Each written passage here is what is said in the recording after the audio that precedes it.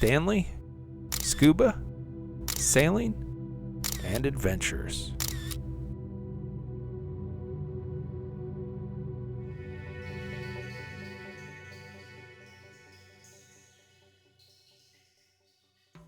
I appreciate you being here with me at the Stanley Scuba Sailing and Adventures World Headquarters.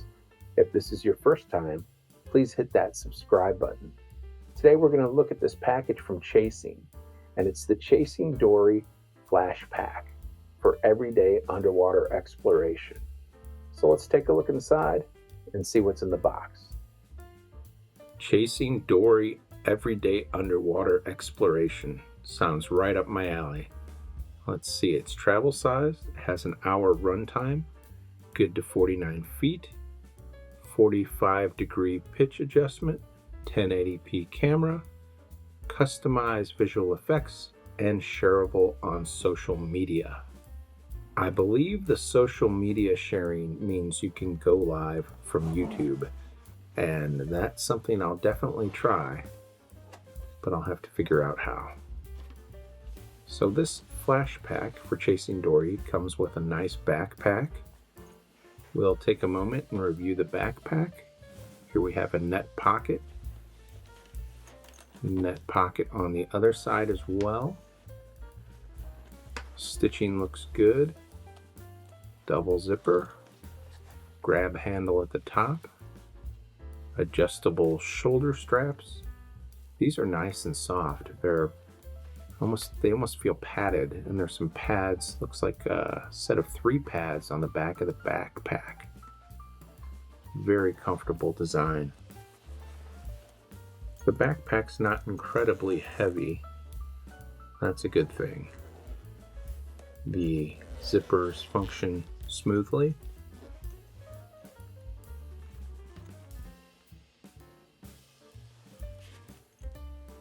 There's a zipper pocket inside the flap.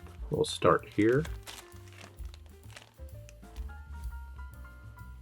Warranty card, some O-rings, plastic cover.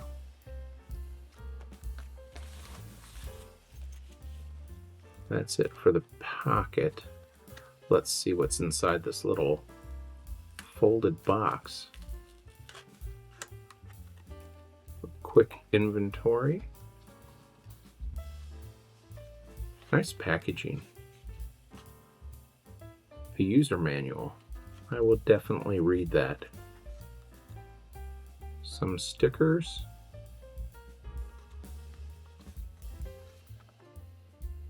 Packing list. And a charging guide. And a certificate of, I guess, inspection for packing.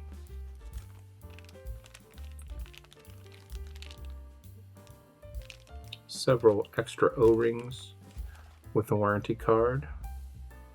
A Chasing drying towel. It's so soft. Here's the buoy.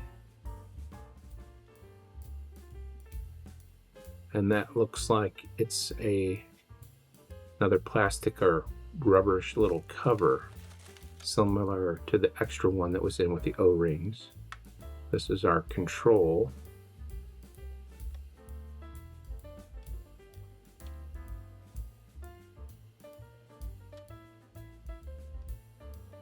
There's a wheel to control the pitch, button to switch between photo and video, and then roller for the light brightness or light off and on the left side, and then the trigger on the right is for starting the photo or video.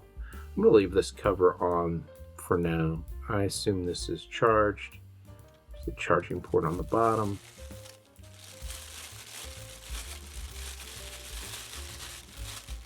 Here we have some charging cables. That is not the adapter I need. I assume it'll come with others. And that looks like it plugs right into the back of the drone. This must be the charging cable for the remote USB to, is that USB 1? I don't remember what they call that connector, but that's the size and shape of the connector on the remote controller. Here's the phone cradle for the remote control.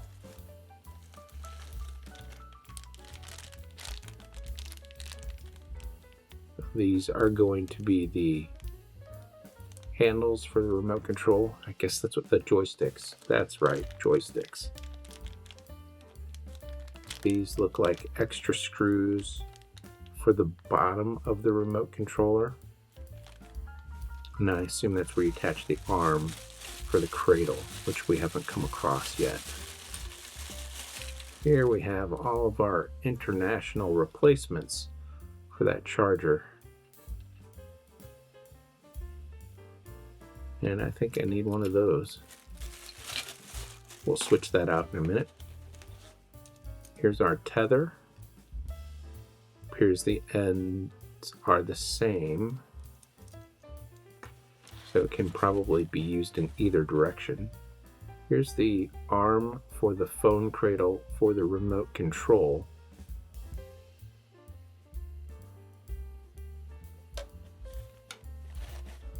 I think that's it, except for the drone, which has its own case inside the backpack with a little handle. Double zipper design on this crush-proof case. The zippers operate smoothly. And here is the Chasing Dory drone. This drone has a 5-thruster design, 2 on the top, 2 here at the back. There's another cover. I assume that removes just like the one on the buoy. And then there's another thruster by my right thumb. The camera lens and 2 lights.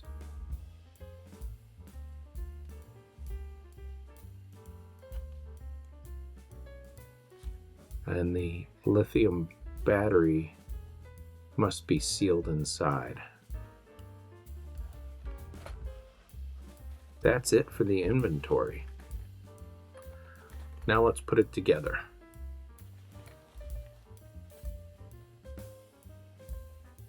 We'll start with the remote controller. And it looks like these just thread in.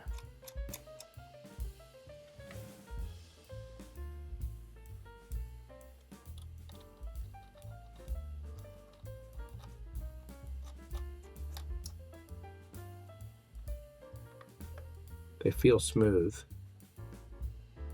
There's the lock button that locks and unlocks the thrusters. You don't want to unlock that unless the drone's in the water. This button I do not think has functionality on the Dory, but correct me if I'm wrong. I have that attachment point for the lanyard. Again, on these buttons, this button switches between video and photo. There's a wheel to turn the lights off and on. This takes a photo or starts the video recording, and this wheel adjusts the pitch of the drone up to 45 degrees.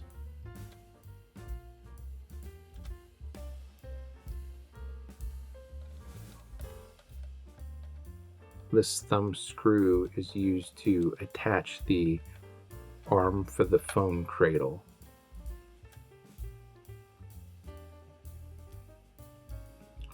This cradle is really a nice design. There's a little tool built into it that snaps out, and if you see that straight edge, it's like a little screwdriver. So you can adjust the angle on this arm, and you see that little screw? It just fits right in there. And you can loosen this to adjust the angle on the cradle arm. And then once you've got it adjusted, just tighten it back up.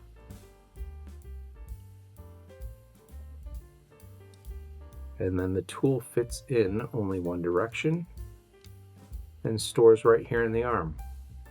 What a thoughtful design.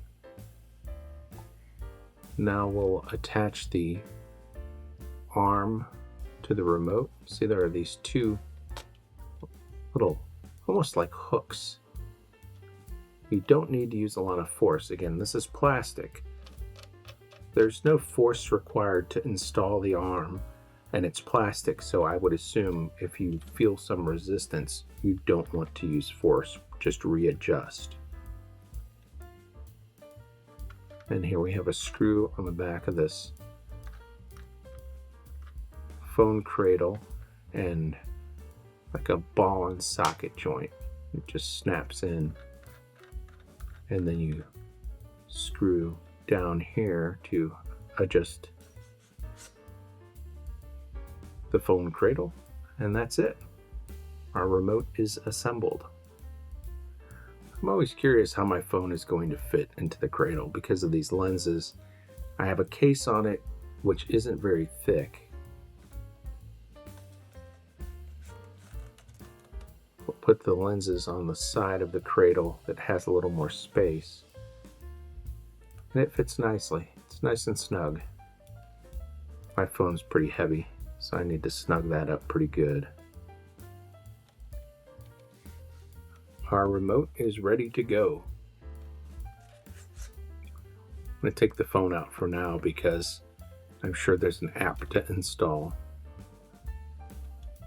The remote's actually nice and light, especially without my phone in it. Here's the buoy, and the little rubber cover pops right off. You can see there's a notch. Hopefully you can see that. So that tether is going to fit in only one way. Here's our tether, and again, both ends of the tether look identical, and there are O-rings on the ends of these tethers, so you always want to make sure that O-ring is in there before you connect it.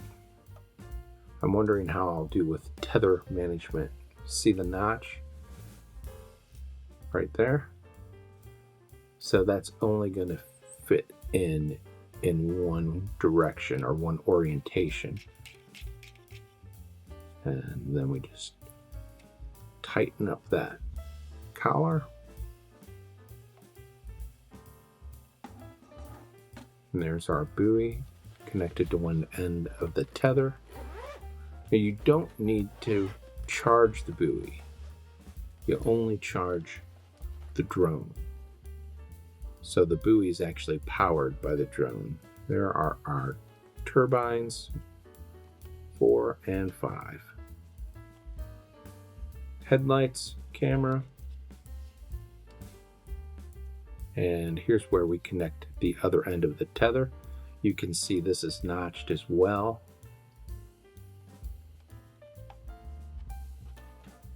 And again, as far as I can tell, both ends of the tether are the same. So I don't think it matters which end you use. Again, it's notched. There's an O-ring there. You can see the O-ring. Goes in only one way. You don't need to force it. And twist down that collar to lock it in place.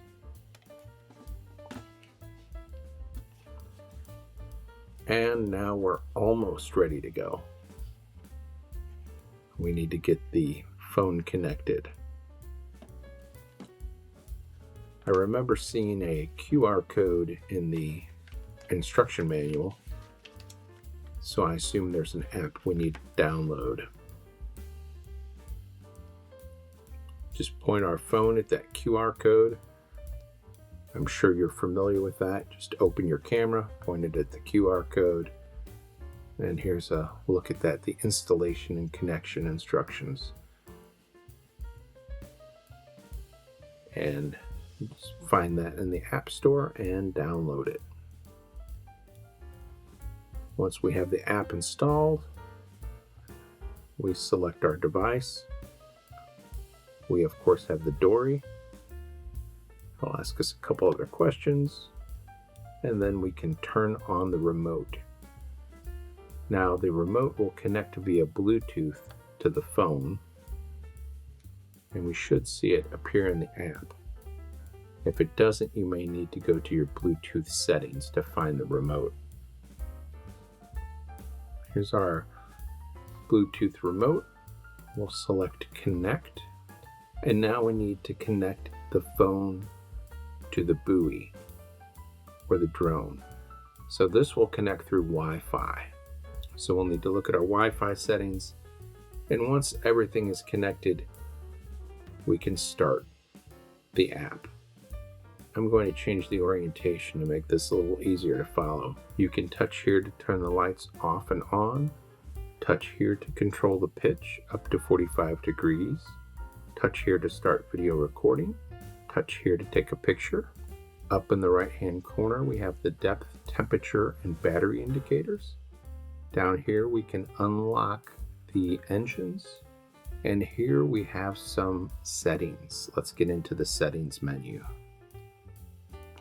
The control settings, you can choose one of the predefined or create your own custom control settings for the joysticks. Next up we have the ROV menu, and we'll look at the accelerometer, and here you can calibrate the drone. We also have the depth, level, and sensor resets. Next up, the camera, and this menu is called generic. You could turn off the watermark, switch to US units, and control 5G. And now we're ready to dive.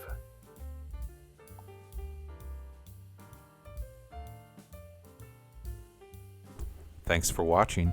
Please don't forget to subscribe, like, and comment.